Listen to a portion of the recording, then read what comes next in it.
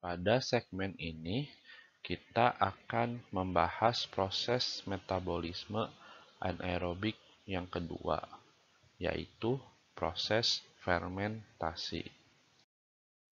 Metabolisme glukosa dan gula lainnya melalui glikolisis adalah suatu proses yang dilakukan oleh hampir seluruh sel makhluk hidup.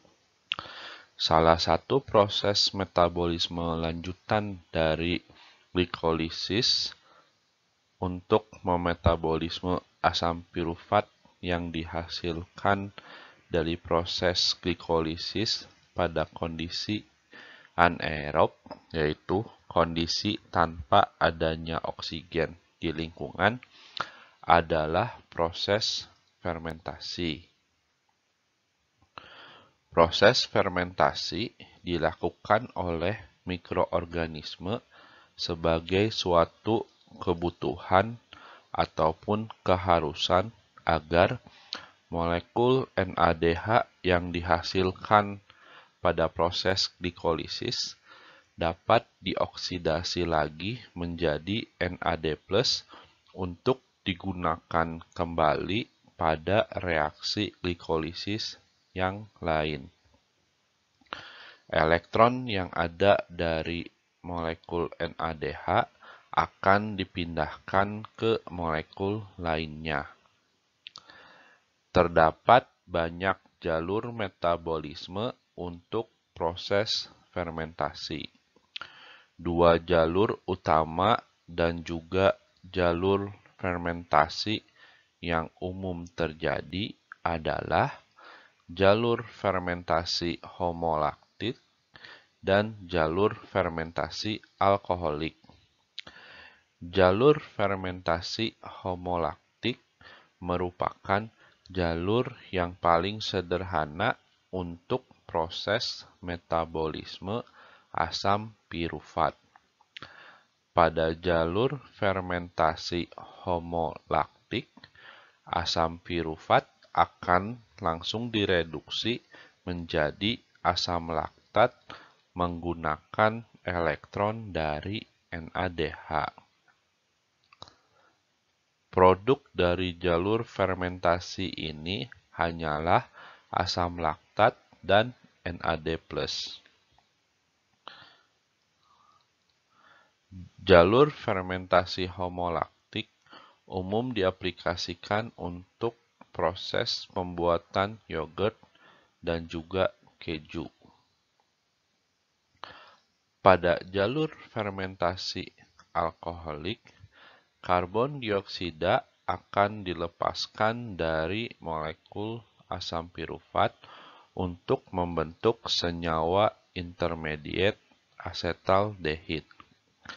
Asetaldehid akan direduksi oleh elektron yang ada pada NADH menjadi etil alkohol atau yang kita kenal juga sebagai etanol. Jalur fermentasi alkoholik jarang ditemukan di bakteri dan umumnya hanya ditemukan di ragi. Jalur fermentasi alkoholik diaplikasikan dalam proses pembuatan roti, wine, dan minuman beralkohol lainnya. Terdapat juga jalur fermentasi lainnya seperti mixed acid fermentation pathway, butanediol fermentation pathway, acetic acid fermentation pathway, propionic acid fermentation pathway, dan sebagainya. Beberapa produk fermentasi ini seperti asam asetat, aseton, dan gliserol merupakan produk komersil. Namun, perlu diingat bahwa seluruh jalur fermentasi ini tidak menghasilkan ATP dari metabolisme asam pirufat Seluruh jalur fermentasi ini hanya dilakukan oleh mikroorganisme untuk mengoksidasi molekul NADH dan merubahnya menjadi molekul NAD+ agar dapat digunakan kembali pada proses glikolisis lainnya. Hal ini mengindikasikan bahwa proses fermentasi secara tidak langsung mendorong terjadinya proses produksi energi dengan menjaga agar proses glikolisis tetap dapat berjalan. Selain itu, hal ini juga mengindikasikan bahwa pada sel yang melakukan metabolisme glukosa secara anaerob hanya akan memperoleh energi sejumlah 2 ATP saja. Berikut merupakan reaksi yang terjadi pada jalur fermentasi homolaktik. Pada proses ini, asam pirufat akan direduksi menjadi asam laktat. Pada saat yang bersamaan, NADH akan dioksidasi menjadi NAD+ yang akan kembali membantu terjadinya proses glikolisis. NADH ini berasal dari reaksi glikolisis tahap ke-6. Reaksi ini dikatalis oleh enzim laktat dehidrogenase. Proses fermentasi homolaktik umum ditemukan pada bakteri Lactobacilli, Streptococcus, dan sel otot manusia. Pada proses ini tidak terdapat produksi karbon dioksida. Proses ini banyak diaplikasikan pada industri pengolahan susu, terutama untuk produksi yogurt dan keju. Berikut merupakan reaksi yang terjadi pada jalur fermentasi alkoholik. Proses ini terdiri dari 2 tahapan, yaitu pelepasan molekul karbon dioksida dari asam pirufat menghasilkan molekul asetaldehid. Reaksi ini dikatalis oleh enzim pirufat dekarboksilase. Lalu, pada tahapan yang kedua, asetaldehid akan direduksi menjadi etil alkohol. Pada saat yang bersamaan, NADH akan dioksidasi menjadi NAD+.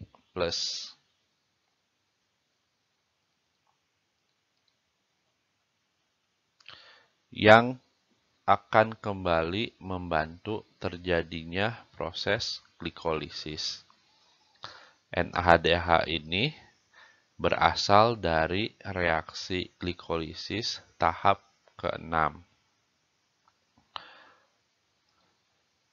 Reduksi asetaldehid menjadi etil alkohol dikatalis oleh enzim alkohol dehidrogenase. Proses fermentasi alkoholik tidak umum ditemukan pada bakteri, namun umum ditemukan pada ragi.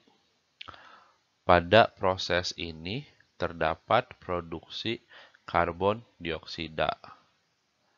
Proses ini banyak diaplikasikan pada industri makanan dan minuman seperti pembuatan roti dan pembuatan minuman beralkohol seperti anggur, bir, dan lain sebagainya. Berikut merupakan contoh dari jalur-jalur fermentasi yang sudah ditemukan.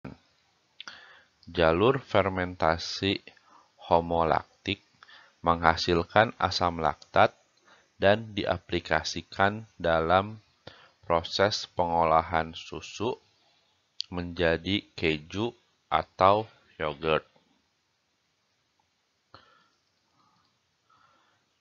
Jalur fermentasi alkoholik menghasilkan etil alkohol atau etanol dan karbon dioksida dan diaplikasikan dalam proses produksi roti dan juga minuman beralkohol. Mixed acid fermentation pathway dapat menghasilkan berbagai macam produk seperti asam asetat, asam suksinat, etanol, karbon dioksida, dan hidrogen. Semua produk ini merupakan produk yang memiliki nilai jual. Lalu, propionic acid fermentation pathway menghasilkan asam propionat, asam asetat, dan karbon dioksida yang semuanya merupakan produk yang memiliki nilai jual.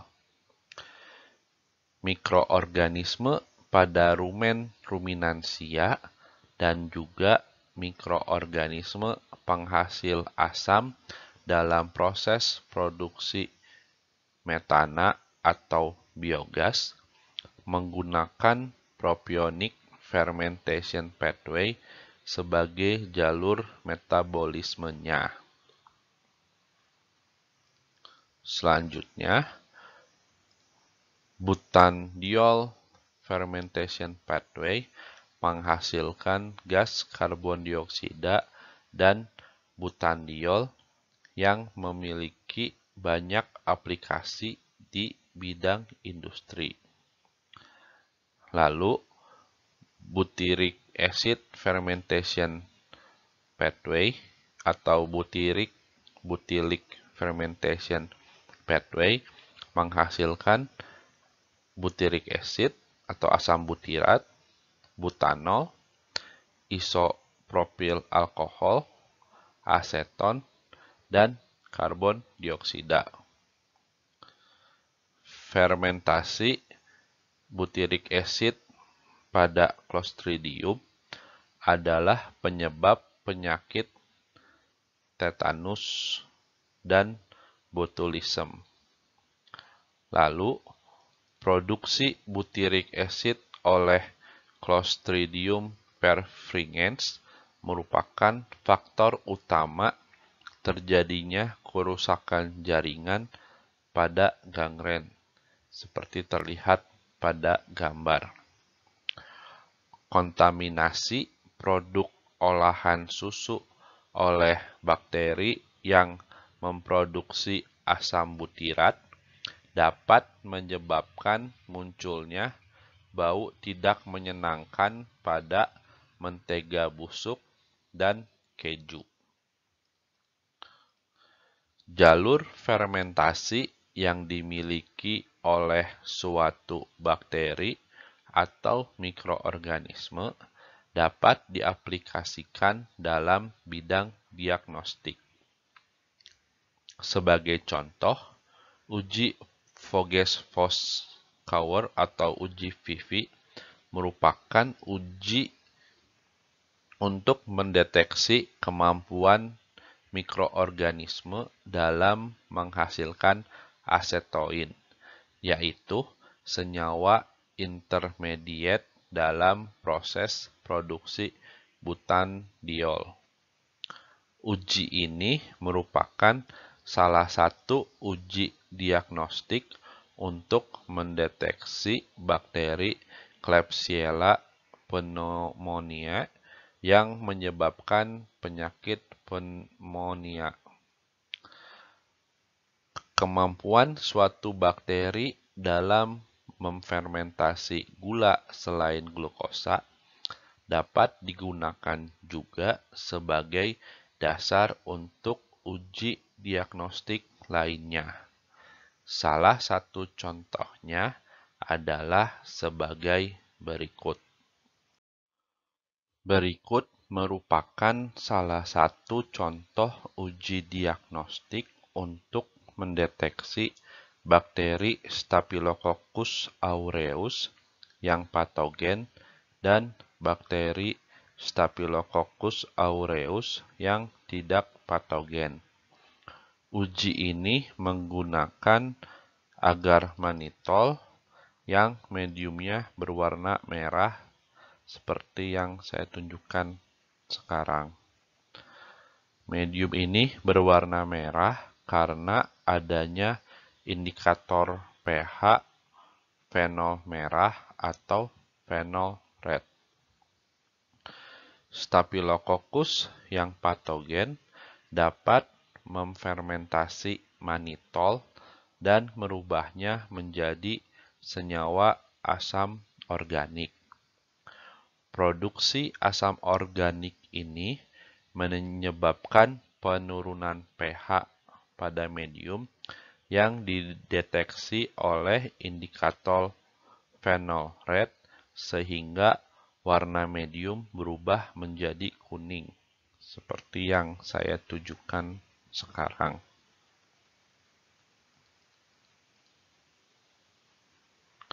Staphylococcus aureus non-patogen tidak dapat memfermentasi mannitol menjadi asam organik, sehingga ketika ditumbuhkan pada medium tersebut atau medium agar mannitol, tidak ada perubahan pH dan medium akan tetap berwarna merah ataupun yang merupakan warna asal medium.